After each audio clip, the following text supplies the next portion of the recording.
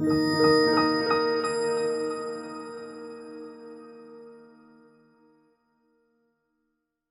going to get started. Thank you so much for waiting in the sun. How's everybody doing? You okay? Wow, there's a lot of great authors out. This is wonderful. Thank you for being here.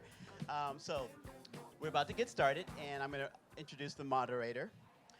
The moderator is the author of the book, Stealing the Fire, and is the current vice president for events and the National Book Critics Circle. Please welcome the moderator, Jane Ciabattari. Ciabattari. You're doing really Ciabattari. good. It's a hard one. Sorry. It's a hard one. Can you hear me? All right. Okay. It's Jane Ciabattari. I'm here with Greg Sarris. I think I have to kind of say, Greg serves multiple functions. So it's hard to think of him in one category. Greg is the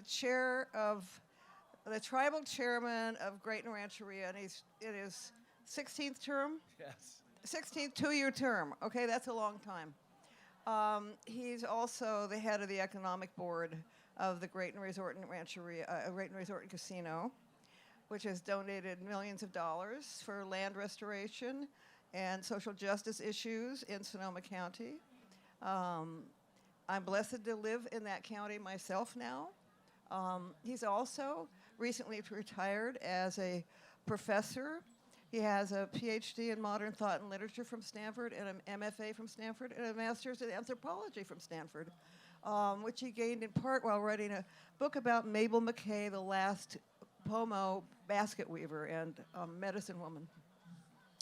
And he just got an honorary doctorate at Sonoma State University, where he taught for quite a few years. He recently stopped teaching, quote, after 30-some years as a professor, never having missed a class, right? Never missed a class. Imagine it. Okay. He's an incredible writer. That's how I first came to know him. He wrote a book about urban Indians in Santa Rosa called Grand Avenue. I was on the board of Story Magazine, and I excerpted a story from that book and met him not long after.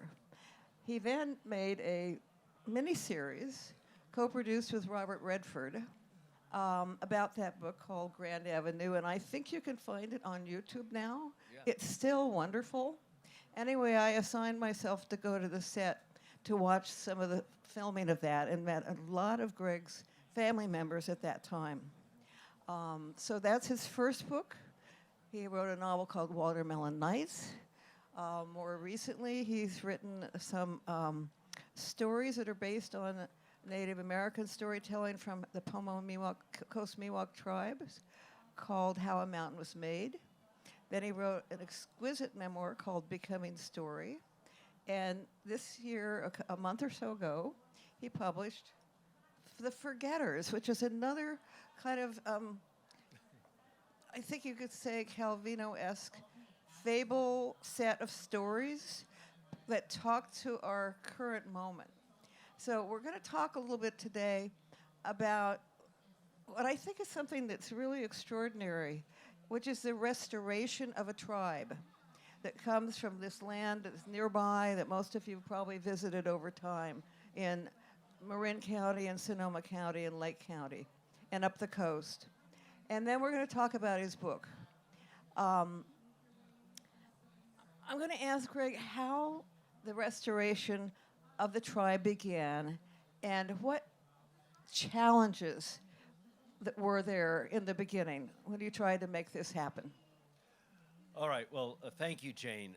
So good to be here, and welcome everybody. It's really hard. I see you sitting in the sun, so I'm touched that you're sitting with the sun in your face, listening. I truly appreciate it. And as you may know, I was supposed to be up here with Tommy Orange, but Tommy couldn't make it. He wasn't able to make an earlier event either. So Jane's here, and we're gonna sing and dance the best we can to make this a great event for you. I also want to welcome and say I'm really honored. I see a lot of my family members here, tribal members. Thank you for coming out and supporting me. You can vote for me again in the next election. uh, yes, I think I hold a record. I think I hold a record for longest chairperson. And the last book event I did down at Stanford, I was with a person who interviewed me, and he's an American Indian also. And he said, "You must be mentally ill to have stayed in chairperson for 32 years." I said, "Probably." But anyway, real quickly, folks, it all began. I've always had a bit of a chip on my shoulder about the California Indian thing, because everybody, everything we know or you see from the media has been Indians east of the Rockies, right? Everything is always and I remember when I was writing at Stanford, writing these stories, the professor said, "Who are these people? You'll never be able to publish these stories. Who are these people?" Of course, he couldn't imagine a person being American Indian if they weren't chasing a buffalo on a Pinot horse. So, and you know, in those days, they were trying to get us to write the minimalist story, you know, where a woman named Sally goes to Martha's Vineyard one summer, has an epiphany, and decides to part her hair on the other side of her head. And I didn't know from those kind of people. But anyway, I wrote. But during this whole time, as I was beginning to write, some of the elders called me together, and the tribe had been illegally terminated in 1966. The California Indian Rancheria Act that gave us land in 1910 decided that they no longer wanted to be responsible for us and gave us the option of owning the land. But it had to be by consensus. So what did they do for the Great Rancheria? They sent agents around in the summer. And in the summer, we're all out harvesting fruit and crops, and there were two elderly men, and they said to these old guys, "Would you like to own your land?" And to a couple old Indian guys who don't understand the ramifications of the law, that sounded pretty good. So they signed, and we were terminated as a sovereign nation. We lost everything. And you know, the families kind of splintered and went apart. But then in 1992, I'm a young professor at UCLA, and the elders said, "You're so smart, come do something for us." So long story short, Jane, I wrote a bill, co-authored a bill, and I finally got it through Congress. President Clinton signed it December 27th, 2000, 2 weeks before he went out of office. And to this point, there's only been one other tribe that's been restored by an act of Congress since then. Other tribes have been restored by a termination of the Department of Interior, which can get appealed. But this didn't happen. So again, I wanted to do the right thing. I kept writing. We organized ourselves. I was great. You know, people love Indians when there's two stereotypes. They love us when we're defeated. Lo, the poor fallen nature god, right? Oh, they love us to weave baskets in museums and weave blankets and those sorts of things. They like that. But as soon as it's a question of power or territory, we're wagon burners again. So when I was writing the books and making the movies and everything, I was the great Sonoma County's native son. I come back later when we decided that we needed to buy property. We had no money. The restoration bill did not give us a reservation again. When people began to discuss the C word, which is a casino, I come back, and I'd never been in a casino, folks. I have a PhD in modern thought and literature. What in the world did I know about a casino? I'd never been in one. But I saw the opportunity, and I said to my cousins, our people, I said, if we can raise our people up, and if we can become a platform for social justice and environmental stewardship, I'm with you. So, of course, we started the casino. I got death threats. On my university door, there were signs that said the only good Indian is a dead Indian and all this sort of stuff. But we took the high road, and it's all come true. We've turned around an 80% dropout rate to 100% graduate from high school in just like 10 years. And we use casino revenues for our state and federal programs so that we can serve all Indian people in Marin and Sonoma counties, not just those in our tribe, to the tune of 650 kids in after-school programs and services and so forth. So that's good. We've also to date given about $85 million to charity organizations, financed major situations. The Proposition 1, to legislate women's reproductive rights in the state of California, we financed virtually half that campaign. So, What about the tuition? yeah, well, I'm just going there, Jane. Thank Okay, you. come to I won't tuition. forget. So the other thing we've done is, so all California Indians can go to the University of California, whether you're from a federally recognized tribe or a non-federally recognized tribe. We've provided $2.5 million a year in perpetuity to the University of California so that all California Indians can go to the University of California tuition free.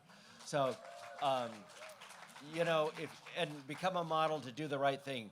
Precedent-setting co-management agreement with Point Reyes National Seashore. Yes, we will get those elk free. So we're going to tear down the fences and do lots of stuff. And we've got a lot of things that we're able to do. So I know that social justice and environmental stewardship sounded somewhat antithetical. I've shown that it can be a model.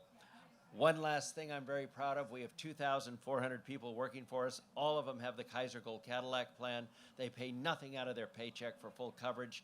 $10 deductible for brain surgery or aspirin. Clearly, I need the former. And we also have literacy courses. Anybody that's working on a green card, we walk them through and pay for them and their entire families to get citizenship. So we're really proud of the model that we've created in Indian country. And I'm just bragging not for me, but for all the people that are here, because we are a democracy, and they could say, no, Chairman Sarris, we don't want to do that, but you keep electing me, so I don't know. So anyway, that's what? Well, that's right. There's actually been 16 elections, and only once somebody ran against me, and that person believe that we were descended from, I think, space aliens or something. But anyway. Can we flip back around to Grand Avenue and the filming of that HBO miniseries? Oh, yeah. Yes, it was sort of fun for you to introduce Robert Redford to some of your aunties and cousins and explain to him what tribal members. Well, that's the other thing. It was hard enough to get the book published about California Indians. Imagine making an HBO miniseries. Of course, the first thing they want to do is have Cher in it. I mean, you can imagine her driving down from the reservation in that singing half-breed. I don't think so. So I resorted to what I know best is gang warfare, and I brought Redford and the gang up to the reservation. And many of our women are big. We never say fat, we say powerful. And the lead character in the movie was supposed to be powerful. So I introduced Redford to my powerful aunties, and they said in no short order, take a good look at us, we ain't Cher. And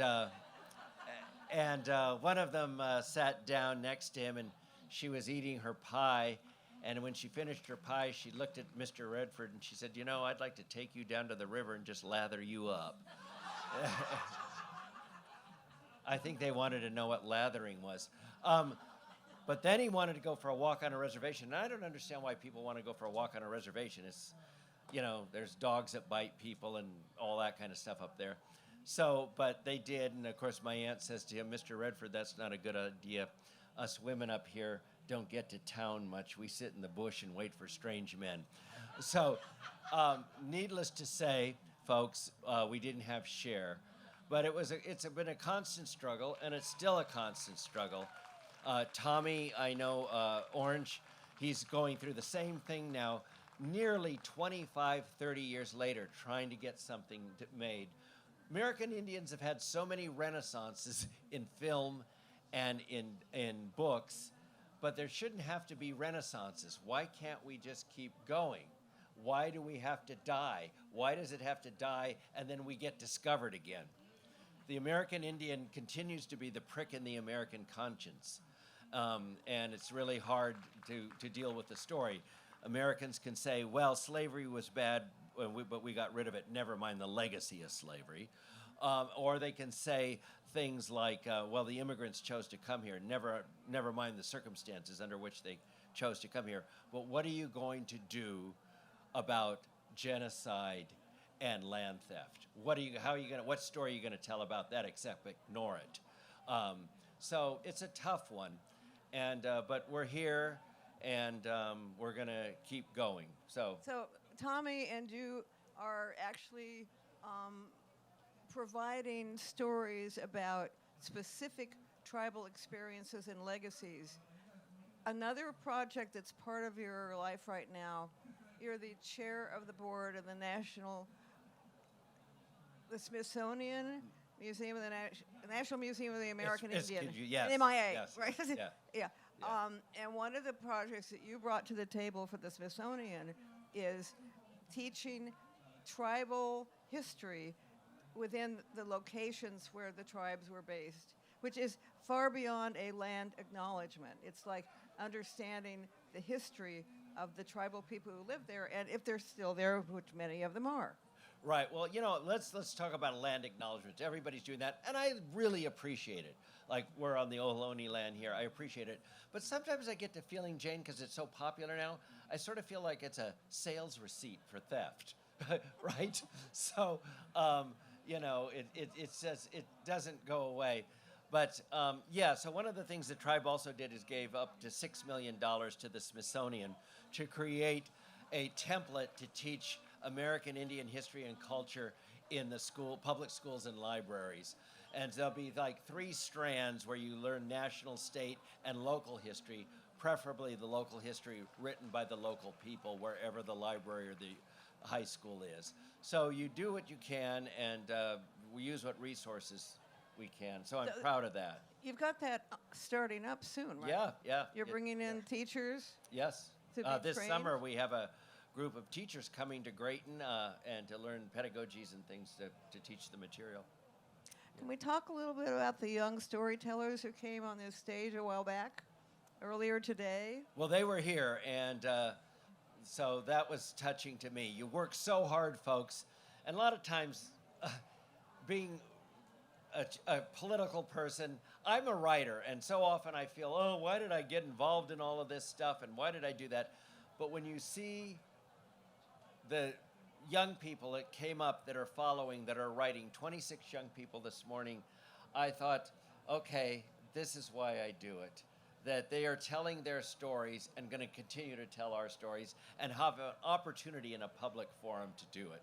I'm so touched. I couldn't. And they've been doing it here at the Bay Area Book Festival for 8 years? I forget. Yeah. 8 or 9 years. And speaking of the Bay Area Book Festival, Grayton is also a major sponsor this year.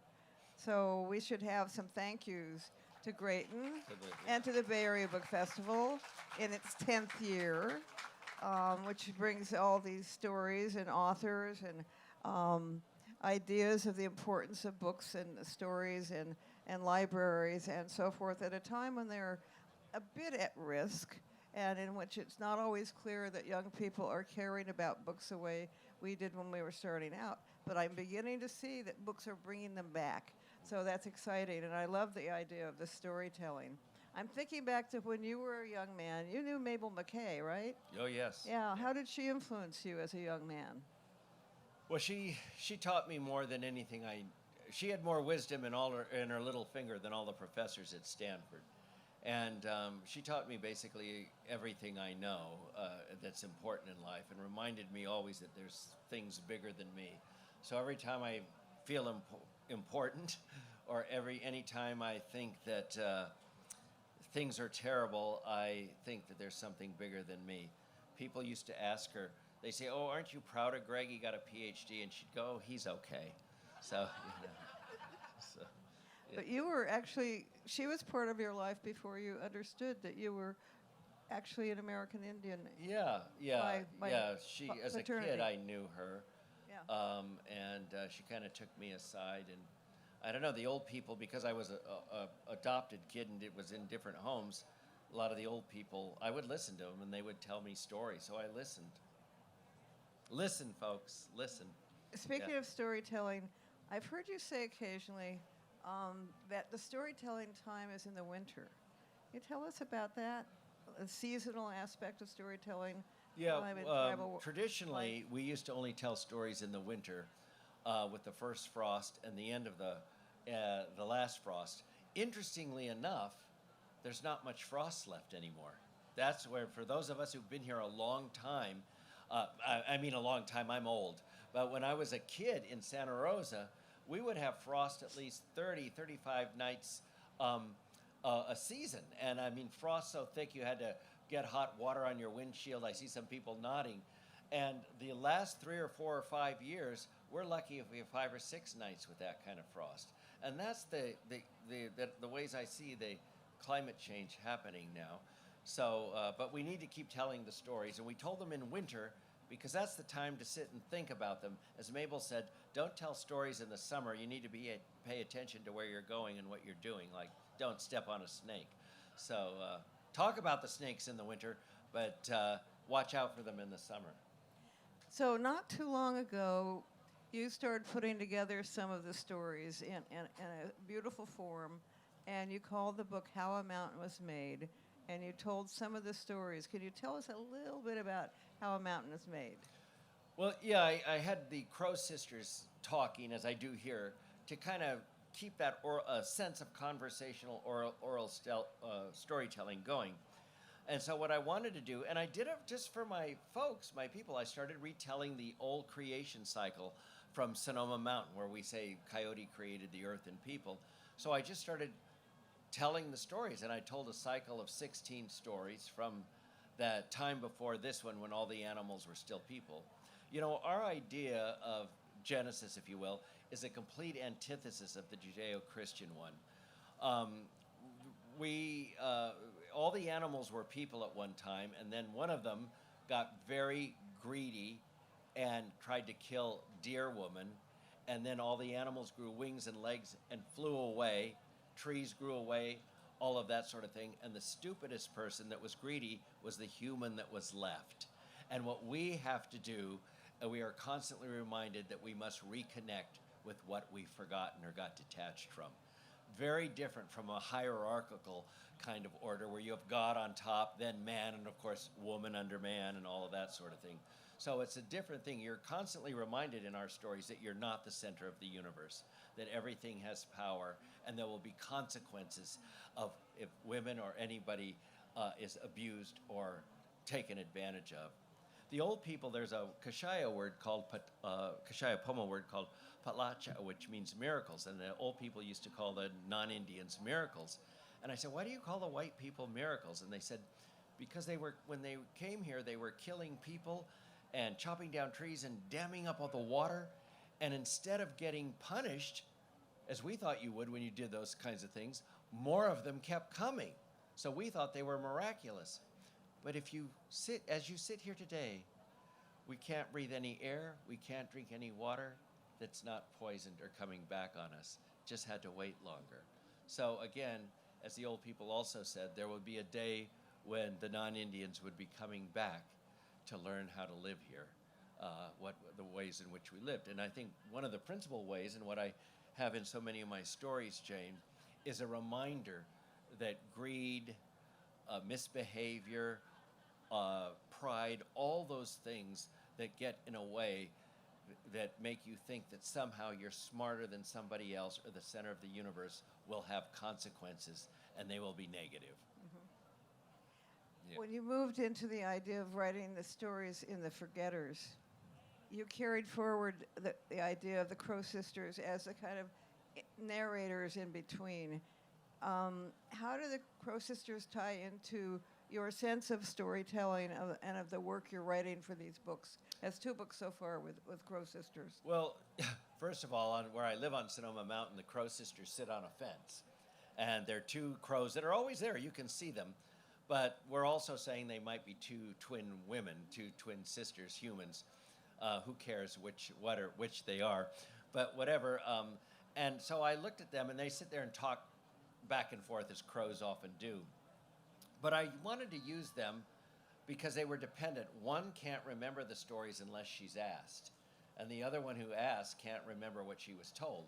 So they're dependent on one another And what I wanted, again, as I said earlier, is to recreate that sense of around the dinner table late at night of us telling stories back and forth as people would tell stories. Remember when this happened? Why did this happen? How did that happen? And that's how we would tell the stories. And so I wanted to create that conversational sensibility of the oral tradition. Remember, most Indian texts were textualizing what was an oral tradition. So what can a writer do to kind of recreate on page that oral around the kitchen table experience? Which is the way I heard so many of the stories. Well, I'm going to ask you now to read the first story in The Forgetters, beginning with the Crow Sisters, so we can understand how that sounds and experience those stories. Okay. Can you do that? Yes. Oh, good. I hope so. Yeah. With all apologies to the Crow Sisters. So I'll start with them and then the first short story for you folks.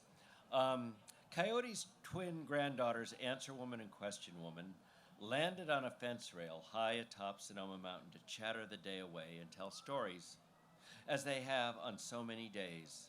Sonoma Mountain has always been a special place for Coast Miwok and Southern Pomo people. It is said that Coyote was sitting atop Sonoma Mountain when he decided to create the world and people. But that is just one story.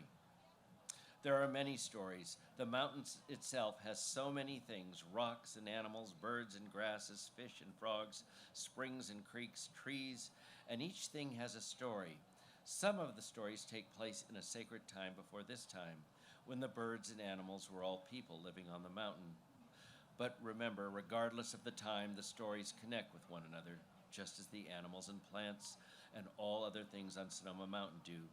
This is one of the many important lessons the story teach, that since the beginning of time, all of life is one family. The best way to hear the stories is to listen to Answer Woman and Question Woman. You can find them sitting up the mountain, near a place folks call Gravity Hill. Some people will tell you they are a pair of crows. Others will tell you the twin sisters are human, claiming to have seen two identical-looking women with long dark hair leaning against the same fence rail, talking. In any event, this is their predicament. Answer Woman can tell all the stories, but she cannot think of them unless she is asked. Question Woman, on the other hand, cannot remember a single answer, not one story, and she must ask her questions in order to hear the answer again. One day, it was early, the sun a mere line of light above the mountain's peak. The sisters were already squawking, bickering, which wasn't unusual, although this was especially early in the day for it. I don't like the stories you've been telling, said Question Woman. Can't you even say good morning, quipped her sister. Okay, good morning. So what's the problem, Sister Question Woman? You're not telling creation stories, the stories from that time before this time when all the animals and birds were still people. Well, there are other stories that must be told, the forgetter stories. The sisters sat a long while. Birds sang, the sky was clear. In the valley below the mountain, thick fog had rolled back to the ocean. Question Woman, looking about, continued to be unhappy. You keep telling stories about the forgetters, she complained. They are the people who left this mountain long ago, and when they came back to this land, they'd forgotten all the important stories. They didn't even remember that they came from the mountain. But sister, nothing has changed, answered Answer Woman. How can you say that? The forgetters are foolish. They go about hurting one another. They hurt the animals and plants. They forget that we are one family. They forget that this world is our home. Even the Coast Miwok and Southern Pomo people who settled closest to this mountain after creation, even many of them have forgotten. Which is why I tell stories about the forgetters, so we, all of us, remember. Those ancient people who lived at the time Coyote created the earth and people, they forgot. They too often acted foolish. That is what I mean by nothing has changed. We need stories to remember, just as the ancient ones did. The people today spread out in towns and valleys. We are one family. The stories, like the old stories, mark the land so that we can know the stories and find ourselves. Just as an outcropping of rocks on the mountain reminds us of a story, so can a patch of clover alongside a freeway or even an old house in Santa Rosa. We share the same sky, the same sun and moon. Okay, you made your point. I guess I'd forgotten. It's your nature, sister. Now don't make fun of me. The sisters were quiet then. The morning grew warm. A cool breeze blew from the ocean that could be seen in the distance. 2 clouds like doors appeared on the horizon. Didn't I ask you about those clouds? Question woman asked her sister. Yes, and I was reminded of a story. It's about the boy from Bodega Bay who opened the clouds. Will you listen now? Question woman, looking embarrassed, nodded. All right, well then listen. A boy opens the clouds. This happened at Calhoun, which was a village near the ocean just north of Salmon Creek. Many people were living there after the white people came, and there weren't many places for Indians to live, only steep and barren hillsides or rocky plateaus above the sea, like Calhoun. Many of the people had come from the missions or from former nations and villages where it was warmer. They had gathered there sometime in the late 1860s, when there was work for them on nearby ranches and farms. The cold, salty air caused them to shiver night and day. You can't build a fire big enough to keep us warm, they complained to the few native coastal villagers. But even these villagers suffered the cold at Calhoun, and they acknowledged how difficult it could be. Before the white people arrived, their villages were strategically located to protect them from the wind and cold fog. Now, Calhoun, in the past no more than a summer camp, was the only plot of land a white man didn't want to own. Nothing would grow there, and the sea cliff was steep, making it difficult for the villagers to reach the only strip of beach where they were free to dig clams and pick seaweed. They worked long hours for the white man. How else could they live? What is this place, people asked themselves? Where are we? There was one small boy, maybe 5 or 6 years old, who, they say, had been a rascal in the cradle on his mother's back.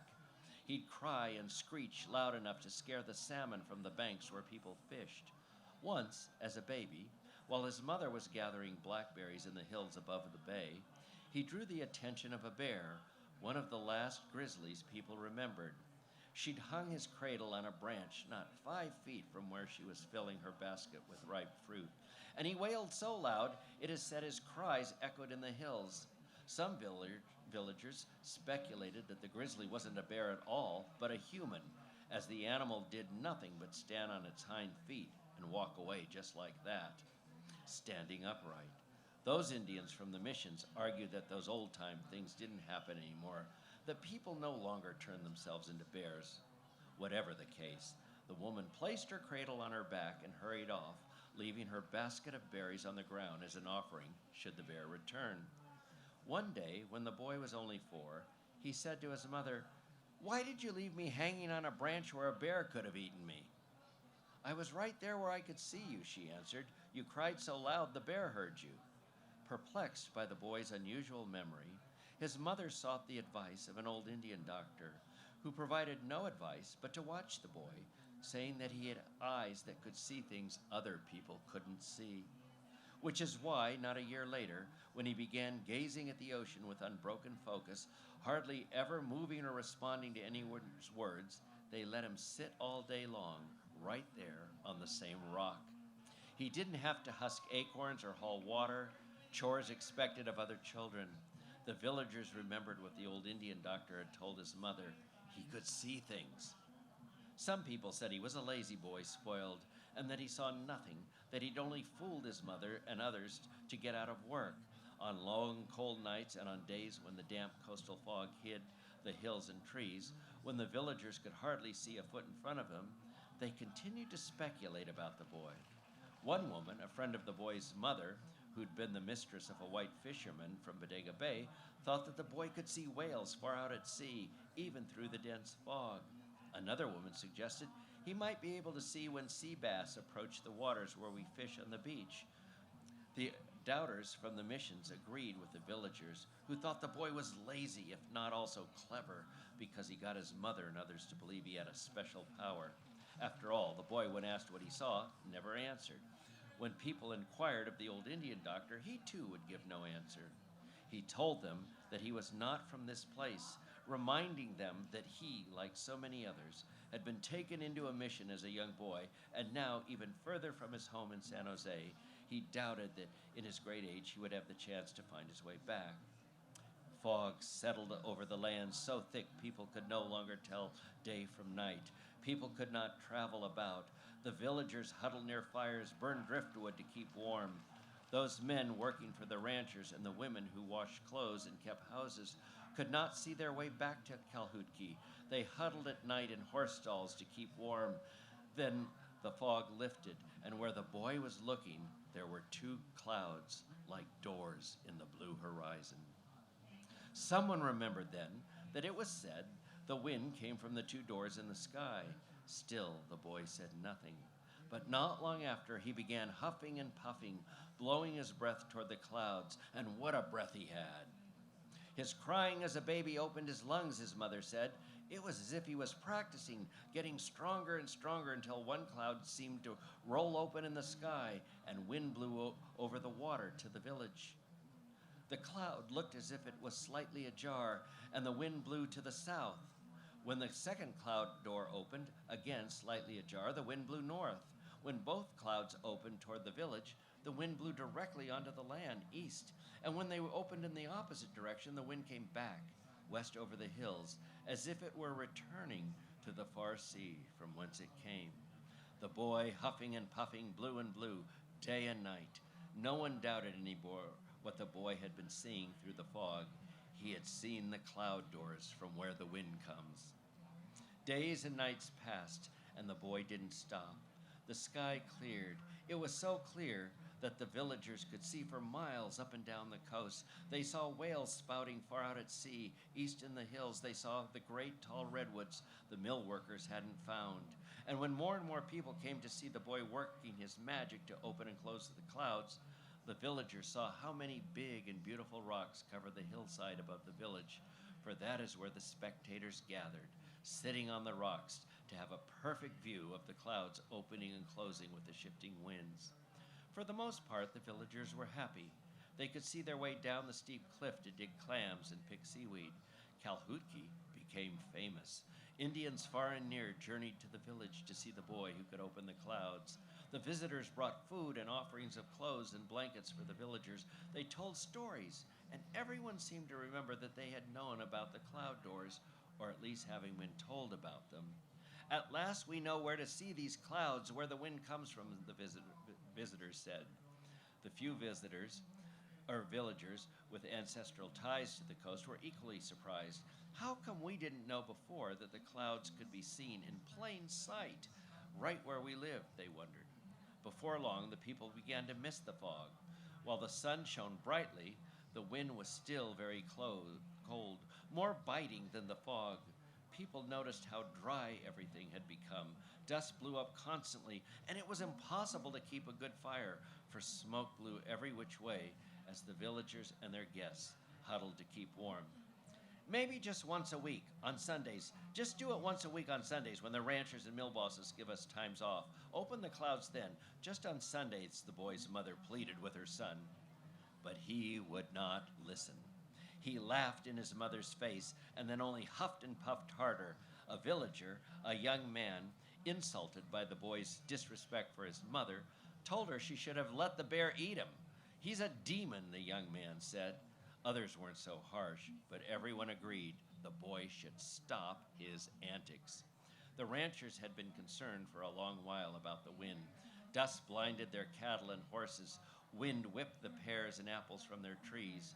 Of course, they would never have believed what was happening at Kalhutki. What concerned them was so many Indians gathered in one place. Their Indian herders and housekeepers had been careful to complete their chores before escaping quietly to the village, but now so many Indians gathered at Kalhutki that the sky was bright at night with firelight. When the ranchers came armed with guns, suspecting an Indian uprising, everything changed. If you are not planning an uprising, then you are surely going to set the land on fire with all this wind, the ranchers said before leaving on their horses. The villagers were frightened that the ranchers would return and force them to leave the one place they could still call home. They discouraged villagers, who nonetheless continued to gather on the hillside to witness the clouds opening and closing, many of them first-time visitors, as word of the boy's power continued to travel. The boy must be stopped altogether, the village leader said, but the poor mother could not stop her errant son. Even the old Indian doctor from San Jose could find no herbs to put the boy in order. All I can do, he told the mother, is put him to sleep for a while. I have a song for that. Maybe you can do something with him then. This Indian doctor taught her the song. He told her not only must she sing the song one time, but she must remember it for later. That night, alone with her son, the woman sang the old man's song, and indeed the boy fell asleep, right there on the rock where he'd been huffing and puffing, and the wind stopped. But the mother was not at peace. She knew the boy would wake with the first light of day. She knew he would immediately begin opening and opening the clouds again, and that she could not possibly continue singing forever. She would have to take the boy where he could not see the clouds. And before morning she left, packing the now large child on her back, to a camp in a hollow near Freestone where her sister lived, and there, it is said, she stayed. And she remembered the old Indian doctor's advice, for whenever the boy threatened to run away, most likely to the ocean, she knew how to put him to sleep. The fog returned, but not as it had after the boy started his show of power. Many people claimed the boy had made the fog so dense and long-lasting, only so that he could have fun causing so much trouble. Soon there wasn't a visitor left on the rocks above the village, and the day would come when even the last of the villagers were gone, scattered to find places to live after a rancher brought the last of the land. But to this day, the old-timers passing now on Highway 1 might see the rocks situated like people on the hillside, or they might even see two clouds on the horizon and remember that they are passing Calhootki, now in stories a great village. Some claim to have seen the clouds open and close, but no one tries to huff and puff at the clouds. Let the wind be, they say. What happened to the boy is anyone's guess. He must have learned not to tamper with the wind, for if, as a man, he came to the ocean and remembered what he had done, he never talked about it, but instead went about his business and listened as people told stories about a boy who opened the clouds.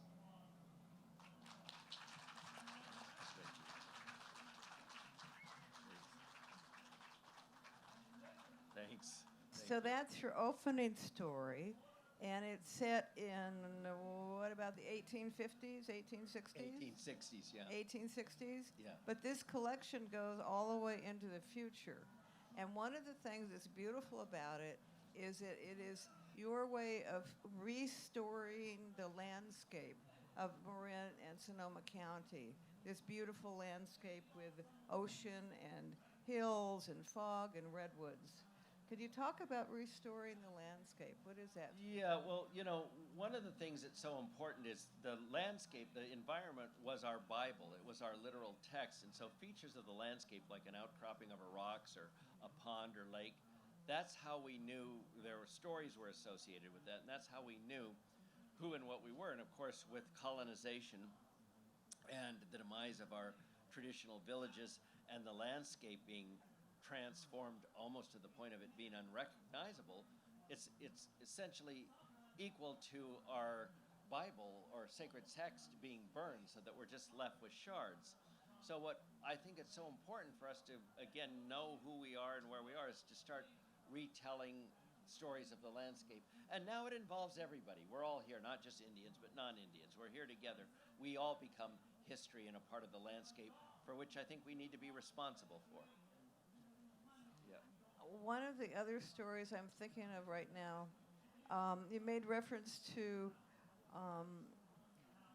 in the story a location that's, generally speaking, a place that people today would see if you're driving up near Novato, and you can look to the right and there's a big lagoon, or there used to be when there was water, or there is when there's water. Can you tell a little bit about that story about the giant sturgeon? Yeah, well, the story goes that there was a woman who had adopted a child, and the child was, they were having problems, and during one winter the water rose very high and a huge sturgeon appeared there. And so the story got the mother and this child back together again. But it's a complicated story. Yeah. But those features of the landscape happened. All these kinds of things happened. The old people told all these kinds of stories. So yeah, that's the. You live not far from where the Crow sisters sit on Sonoma Mountain, right? Yeah, you can. I pass them every day, and sometimes they squawk at me and say, "Write more," or so, or listen. Or listen, yeah. Yeah. I remember taking a drive with you out to Marin County, and you were pointing to rocks on the hillside, and your sense of it was so beautiful that there were stories for every one of those stone formations and the rocks yeah, and the outcroppings yeah. and Yeah. you also have stories set. You have Bodega Bay, but Santa Rosa, Yeah. and even an area that's like a suburb of Santa Rosa now that used to have many other stone Yes, and rocks and outcropping. things. Yeah. Yeah. If you've been from Marin or around that area, you see the wonderful outcroppings, and a lot of those rocks were people who had turned into rocks. So there's stories about them, one is a story about a guy who was very jealous and possessive with his wife, and somewhat abusive, and so he would follow her and chase her all around. And I guess the story goes that the way she finally stopped him is she got a song that turned him into a rock so he couldn't move. So be careful about abusing women or thinking you have power over them. That's the message. Yes. Which reminds me of, I'm going to ask you about the sense of warfare when colonizers came and made war with guns and things. Well, our sense of war, one of the things that the Plains Indians got all the attention because they had what the Europeans understood, organized warfare.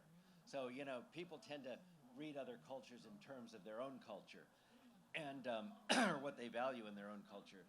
And here in California, there were so many people living so close together. And of course, the ethnographers always wondered how that was possible. But we didn't have organized warfare as such. We were much more subtle. We would poison you so you drop dead the next day. So one of the things is we always knew that physical warfare was the lowest form of warfare, because if I had to go hit you, for example, I would demonstrate to everybody I had no spiritual power. And therefore you could come back and hit me and without any retribution. So I remember the old people sitting around talking, and somebody had died, and they'd say, heart attack or stroke. And of course, we knew that somebody put a spell or poison. And the ethnographers always said, well, we were cultures predicated on fear and black magic, when in fact we were a culture predicated on profound respect for everybody and everything, so that everything had power as much as you, and you were reminded you weren't the center of the universe, but just a part of it. So you're bringing back stories, and the forgetter stories aren't exactly stories that you heard. They're stories you're creating out of the sense you have of the world as it is now. Yeah. What made that shift for you? Well, because I think we're all here now. And the one thing that we have to understand is so much, and I've talked to Tommy Orange in a lot of my earlier writing about this, we're dealing a lot with trauma these days, and that's things which is really important, and identity and all those sorts of things.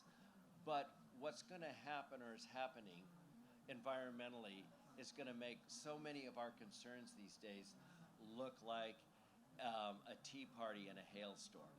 And so we're going to really have to think, how do we live? What do we do now? We're all here together. The sun's not going to discriminate against Indian or non-Indian or black or white or anything like that. The environment and the land has always taught us and will certainly teach us, and if it's not teaching us now, that we're all here together. And so we must write and think that way. I'm wondering if any of you guys have questions for Greg?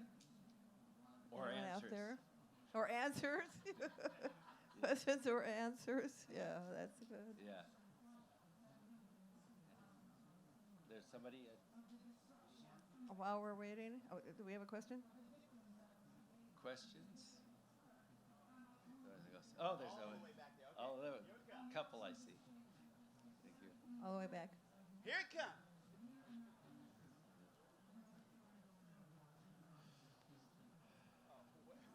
Right here. This Where's the hand? this Where's the young hand? man right in the middle. He's right here. Yeah. Are there any childhood stories that you inherited that you are consistently surprised reappear in your life? As you're encountering life, things just pop up where you go, "Oh yeah, I've been prepared for this." The answer is all the time. A lot of them all the time. But I get sometimes when I see things or something happens, I get spooked or I think what's going on. And I remember Mabel McKay once was saying that I told her I was hearing things or doing something like that, and she said, "Well, this is the person or this spirit is speaking to you." And I said to her, "Is that real? Could that be real?" And she says, "Well, if it's not real, neither are you." So, I mean, that's a way to keep thinking about other things. I also think I still, I get real spooky. I don't want to, like what you take from people or let people do to you or all that sort of thing. And I remember I was a young man, a teenager, and this is kind of embarrassing to talk about, but he offered me love medicine. When you have a lot of these things, these people couldn't die until they pass it on. So he was trying to get rid of his love medicine and give it to me, and he was saying, "You can get anybody you want. You can get anybody you want. You can have all the lovers in the world, and anything, any person you desire, this song will do it." So I went to Mabel McKay and I was telling her about it, and she said, "Well, there's a problem with that. First of all, it'll work, but," she said, "the problem is once you get them, you can't get rid of them. And the other thing is that medicine wants to keep being fed, so you're going to have to keep using it." And then she started laughing and she said, "You're good looking enough, try the regular way." But there's times as I've gotten older where I thought I would like to have had it. I'll leave it there.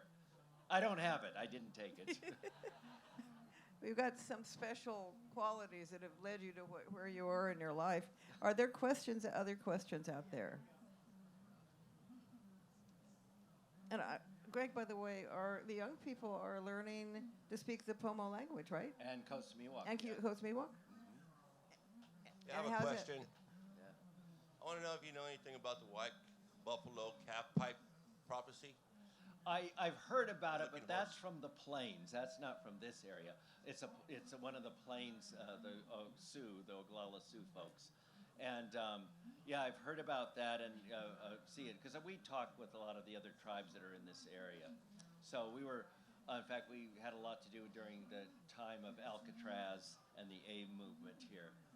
In fact, one of the AIM guys, Richard Oakes, was married to my cousin Annie Marufo. And in fact, he was killed up on the reservation by federal agents. So we're really, I was a young man, I was a teenager, 14 or 15 at the time.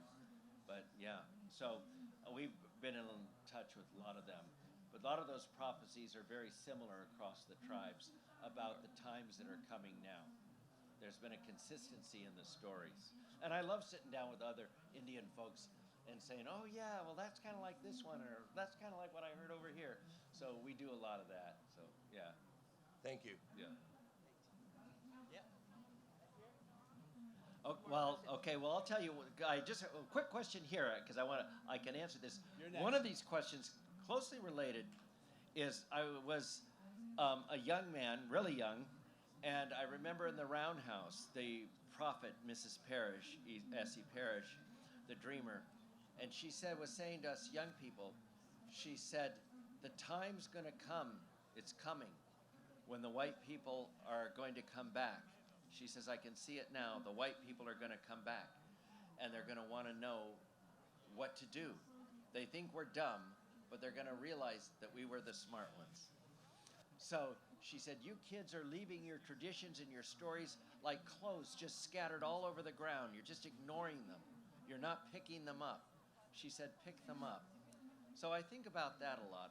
And then once I was just recently, 45 years ago, I was driving with Mabel McKay, the other dreamer that I've written about. And we were coming back from Stanford, where all the professors, as she used to like to say, always like to try to analyze her. And so we're driving back, and she's looking at, I think we're going up near Fairfield, and she's looking at the dry hills, and she said, this is 45 years ago, folks, or more. And she said, this is my latest dream. Everything's gonna go dry. Everything's gonna burn. She said, I see that coming. We're coming to that point now. It's my latest dream. And of course, I was younger and stupider than I am now. And I said, oh, Mabel, what do I do? What do I do? What do we do? And she started laughing, and she said, that's cute. What do I do? Always making fun of me, right? And I said, no, seriously, what do you do? And she took a silent beat, as we say in the theater, and then she looked at me as I was driving, and she said, you live the best way you know how. What else?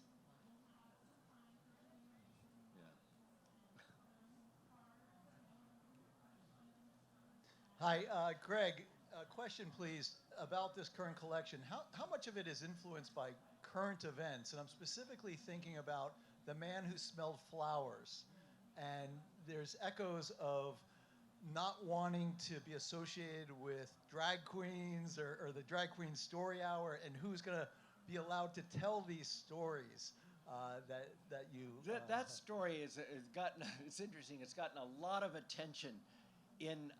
I love the reaction to that story in this book, because so many people are, because the insinuation by the camp is that this guy, who has very special powers, is having a gay relationship with another man, and someone who's jealous wants to use the colonized state of mind to destroy him and not let him. He was always the one that told stories to the children and enacted out all the stories, and the parents used to love that. But as soon as someone who's jealous starts doing this ad hominem attack against him, because saying that he's gay and all this stuff, they ban him from the community. And not only do they lose the stories, but they lose his power as a hummingbird that pollinated flowers so that things could grow. So people picked that up, and they've talked about that, how and I suppose, to be honest, that had a lot in my mind to do with the current events, a lot of the things that are happening with banning and all of that sort of thing. Because banning people, and I wrote about that also in my novel, Watermelon Nights. What do we lose by being prejudiced? What each human being, each person, has so much to offer and give. And because they are gay, straight, black, white, have an extra finger or whatever, we throw them out. The old way of thinking about people, the traditional way, is the more complex you were, the more interesting you were. Remember, in nation states, they try to keep you very square and very careful, because for the purposes of the nation, just armies and so forth. But in indigenous cultures, it was very different. The more unusual you were, the more interesting you were, and sense of power. People like, I kind of get mixed. I don't like really that term two-spirits. The Indians are using two-spirits for gay. I don't like that. Only two spirits? I want about 100 or 20, right? So it's about, I think, the need, complex. Take the trees, the grass, the relationship. It's complex relationships. We need all the parts. And only all the people can bring all the parts. But it's interesting that that story has gotten so much attention, because it does talk to that issue that's going on today, which is really tragic, really tragic. I also happen just to recently been appointed to the UC Board of Regents by the governor, and I see it's so sad. I'm old, so when we used to protest against Vietnam and we were all together, we feared the police. But now we have student against student, and we have people against people, and there's so much side taking and so little discussion. And I'd like to see more discussion.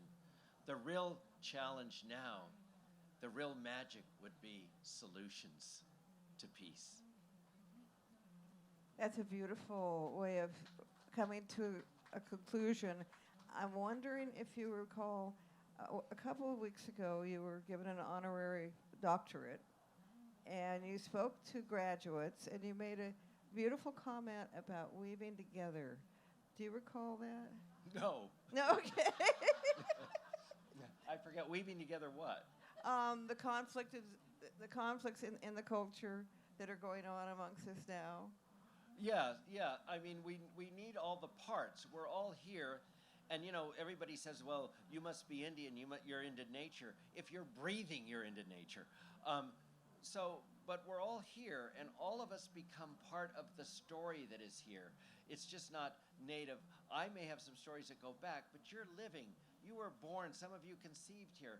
You came here. These become parts of the stories, and we begin a dialogue, a chorus of here. And that chorus of here must include everybody to the extent that we all feel responsible for everybody's well-being and the land's well-being. That's all we've got left, folks. That's it. Let's hear it for Greg Sarris, tribal chairman, teacher, storyteller. Thank you. Thank Leader. you for coming out. Thank you. Thank you today. Yes. Now what do I do? There are books for sale. Okay. You could be convinced to sign the books, I'll betcha. Yeah. And Thank you, you could Jane. be, yeah, you're welcome. It's been a delight.